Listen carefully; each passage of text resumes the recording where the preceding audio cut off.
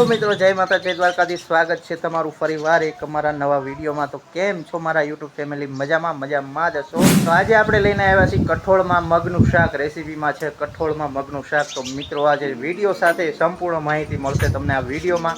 કઠોળનું શાક કેવી રીતે વઘારે છે તે બધી માહિતી મળશે તમને આગળ વિડીયોમાં. મિત્રો આપણે વાટકામાં લઈ લીધા છે મગ અને કુકર લઈ લીધું છે અને આમાં થોડુંક પાણી નાખશું મગ ડૂબે એટલું. અને મગ લઈ લીધા છે, જો કુકરમાં નાખી દીધા છે. આને હવે શું નાખવાનું? હળદર નાખવાનું, હળદર ને મીઠું નાખીને બાફી નાખવાનું. તો મિત્રો આમાં હળદર ને મીઠું નાખીને આપણે બાફી નાખશું અને પછી પણ નેક્સ્ટ આપણે વિડીયો આગળ બતાવશું તમને કઠોળનું શાક કેવું બનશે અને કેવી રીતે બને છે. તો મિત્રો નવી પ્રકારે નવા અંદાજમાં કઠોળનું શાક. મિત્રો મીઠું નાખી દીધું છે ને સહેજ આપણે હળદર નાખીશું.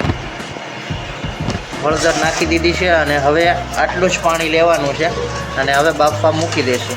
મિત્રો ફાઇનલી તમે જોઈ શકો છો મગ બફીને રેડી થઈ ગયા છે મસ્ત અને આ મોળા મગ છે અને પાણું કહીને ખાવા છે એટલા માટે કાઢી દીધા છે.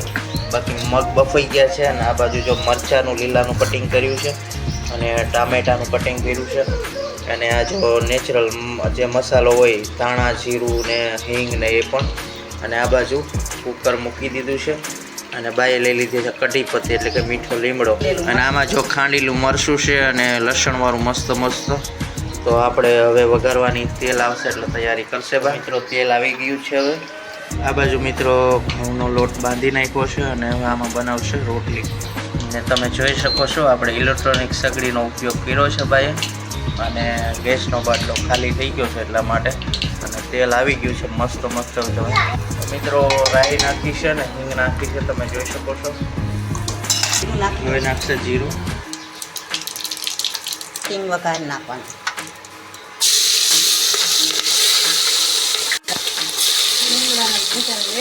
તો મિત્રો વઘાર બની ગયો છે મસ્તીનો, તમે જોઈ શકો છો. અને હવે વઘારવાનો વારો આવશે. જે આપણે મગ બાફેલા છે એની પહેલાં આપણે મરચું નાખી દઈશું જેથી કરીને પાકી જાય વઘારમાં. તો હવે મગ નાખી દઈશે, જોઈ શકો છો મિત્રો. મગ આવી ગયા છે, બની ગયું છે શાક મસ્તીનું. અને હવે આને કેટલી વાર પાકવા દેવાનું?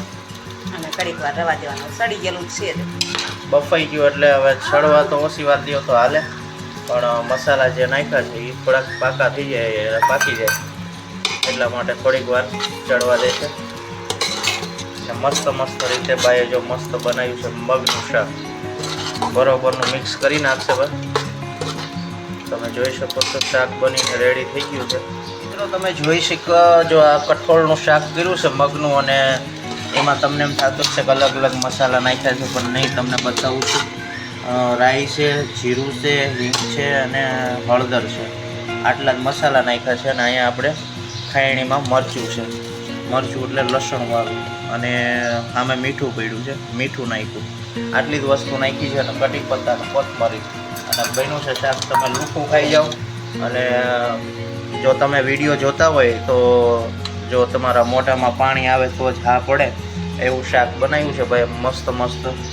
અને આ વિડીયોમાં તો જો કે તમને ખાલી દેખાશે પણ બાકી શાક વઘાર્યું અને સુગંધ આવી છે કંઈક અલગ જ. અને આવી રીતે કંઈક નેચરલ બાય શાક બનાવ્યું છે મસાલા વગરનું, એટલે કે અલગ મસાલા જે નાખતા હોય ગરમ મસાલા ના તે નહીં. અને હવે તીખું કરવા માટે સહેજ મરચું પણ ઉમેર્યું છે, તમે જોઈ શકો છો.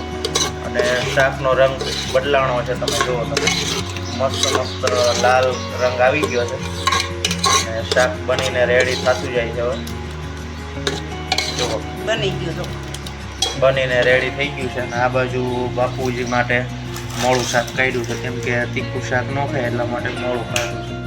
અને આ બાજુ અમારા માટેનું તીખું શાક બનીને રેડી થઈ. હવે બા રોટલી બનાવશો? આમાં રોટલી બનાવવાની છે. લોટ બાંધીને કમ્પ્લીટ કરી નાખ્યો છે મિત્રો. મગનું શાક છે કઠોળમાં અને ઘઉંની રોટલી છે અને સાઈસ ફેરવી છે સાઈસ. અને બપોરા રોંઢા કરવાની આપણે તૈયારી થઈ જઈ છે. મિત્રો તમે જોઈ શકો છો બાએ રોટલી ચાલુ કરી દીધી છે ચૂલા ઉપર અને મસ્ત રીતે જો રોટલી ચડી રહી છે, મસ્ત ડિઝાઇન પડી રહી છે. તો આજે મિત્રો અમે બનાવ્યું છે મગનું શાક અને ઘઉંની રોટલી અને છાશ. તો મિત્રો બપોરા કરવાનો ટાઈમ છે અને મસ્ત મસ્ત ગરમા રોટલી થઈ ગઈ છે. તો કેવો લાગ્યો આજનો મારો રેસીપીનો વિડીયો? તમને સારો લાગ્યો હોય તો લાઈક કરજો, શેર કરજો અને સબસ્ક્રાઈબ કરજો. અને આવા નવા અવનવા વિડીયો જોવા માટે અમારી ચેનલમાં જોડાયેલા રહેજો. ફરીવાર મળશું નવા વિડીયો સાથે નવી અંદાજમાં. ત્યાં સુધી બધાને જય માતાજી, જય દ્વારકાધીશ, હર હર મહાદેવ.